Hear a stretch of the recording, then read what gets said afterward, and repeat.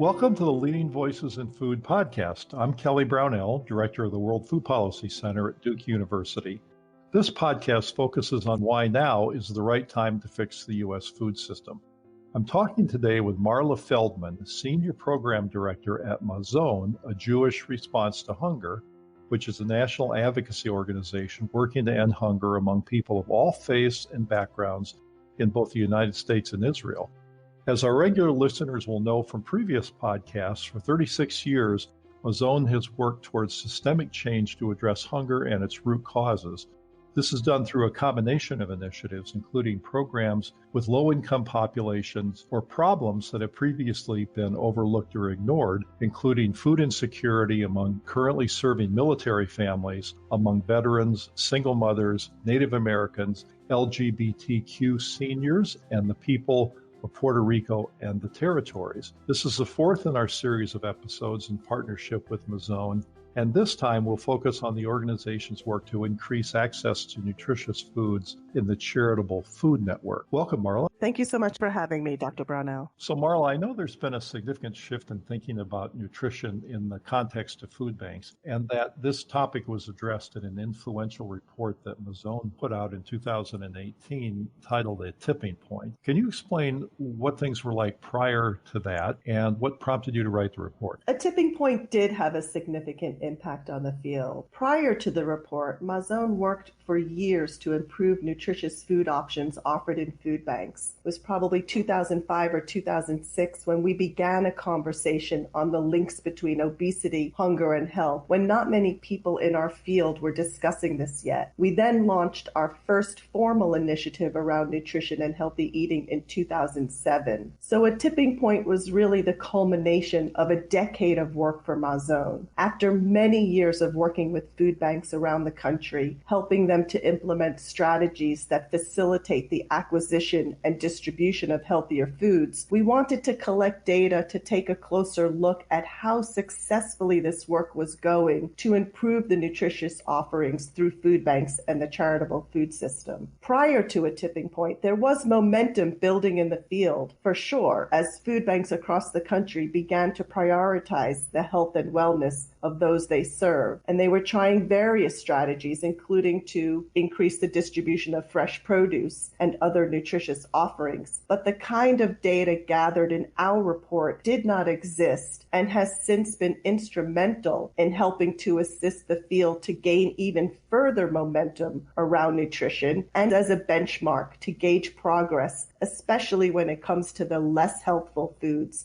in food bank inventory. So what were the main recommendations in that report, and what have been the most significant developments in your mind since? Well, a tipping point was impactful for many reasons, and I'll talk about in a moment the recommendations, but I'd say one of the biggest impacts it had was providing data that jolted the field and really served as a lever of change. The data we reported was, and still is, used to support and fund several important national projects, including Robert Wood Johnson Foundation's Healthy Eating Research, which since developed HER nutrition guidelines that Feeding America has adopted for food banks to use as a strategy for distributing more nutritious foods. But one of the most impactful findings that we reported, which has been and continues to be cited throughout the field, showed that 1/4 of the inventory distributed from food banks at that time was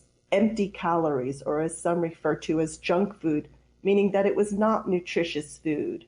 These included sugar-sweetened beverages, candy, and sweet and savory snacks. And that data point was eye-opening for so many. And in contrast, about 1/3 of the food they were distributing was fresh produce. So the recommendations we provided, which included the development and implementation of formal nutrition policies, the development of national nutrition standards, and to update the metric system with one that measures the nutritional value of foods distributed. These recommendations helped many national organizations obtain funding so that food banks across the country who wanted to implement similar nutrition standards had the data, the support, and the strategies to do that. If I can just editorialize for a moment, this is a big deal because just Feeding America alone is an enormous organization that has purview over food banks all around the country. And if the nutrition standards can change in an organization that big and others, then vast numbers of people who rely on food banks could be affected in a positive way through their nutrition. So congratulations to you and your colleagues for helping accomplish this, and others who've worked in the field as well. And I'd also like to bring attention to the healthy eating research guidelines that you mentioned, which I think are outstanding and really have been helpful. So let's change the topic a bit and discuss COVID-19. So during the pandemic, how has the increased demand on emergency food assistance services created even new challenges? The need for emergency assistance services like food pantries skyrocketed in the pandemic. Nearly 80 million people faced food insecurity at the height of COVID-19. Many people facing hunger also struggle with diet-related health conditions like diabetes, heart disease, and obesity. So it became even more important that food pantries helped promote healthy eating and provided more nutritious foods. COVID-19 also exacerbated the racial disparities that already existed with food insecurity. Black and Hispanic families have always been disproportionately impacted by hunger, and COVID-19 had an outsized impact on these same communities. One positive outcome has been that food pantries have expanded their community services and support. So they always offered certain services like SNAP enrollment, but the pandemic required them to expand these offerings and reevaluate how they'll serve the community moving forward, which has the potential to create a positive impact even after the pandemic ends. So the pandemic has also made clear, if not obvious, that charity alone cannot end hunger in this country. It was never designed to do so. That's why MAZON has doubled down on our advocacy to protect and boost programs like SNAP, which is designed to enable people to get the food they need with dignity. And we were very pleased and excited to see the recent USDA decision to update and increase SNAP benefits so families can reliably access an adequate, healthy diet. So lots of progress has been made, but I'm assuming there's still a lot that can be done. So why is it important to continue discussing this issue of healthy food options in the charitable food sector, and what do you think should be done? Well, it's so important to talk about healthy food options in the charitable food sector because until the safety net is strong enough, we are going to continue to need the charitable food system to bridge the gap where SNAP falls short. We also know that, unfortunately, some people face obstacles to accessing SNAP, and they still rely on food pantries and other direct service providers. And these obstacles range from policy barriers to misinformation to stigma and shame. So a stronger, more robust safety net has already proven to lift families out of poverty until they have more resources and no longer need to supplement their SNAP dollars with a food pantry visit. But right now, some families cannot get by on SNAP dollars alone.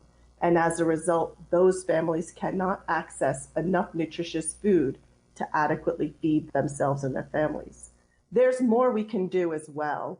There are many stakeholders that play a key role in the charitable food system, and one of the most important are the large corporate and retail food donors. As our report revealed, food donations make up approximately 60% of the inventory at food banks. So the food donation stream has a very important role to play in making sure that the food in the charitable food system is more nutritious. A tipping point aimed to influence food donors and offer solutions, whether through education and engagement, policy, tax credits, or otherwise, that would incentivize healthier food donations. So again, all stakeholders, including food donors and the corporate community, play a key role in the food provided at our food banks and food pantries. And all stakeholders can improve efforts to make the charitable food system healthier so that we're nourishing the people who need this vital support. So Marla, thanks so much for being with us and for sharing this important work. And I look forward to seeing what you and your colleagues at MAZON do going forward. So again, thanks so much. Thank you so much. So our guest today has been Marla Feldman, MAZON's Senior Program Director. Stay tuned for more episodes in this series with MAZON, and in the meantime, you can learn more about the organization at mazon.org. That's MAZON, mazon.org. And thank you for listening. If you'd like to subscribe to the Leading Voices in Food podcast series, you can do so on Apple Podcasts, Google Play, or your favorite podcast app. Podcasts and transcripts of the podcasts are also available on the website of the Duke World Food Policy Center. This is Kelly Brownell.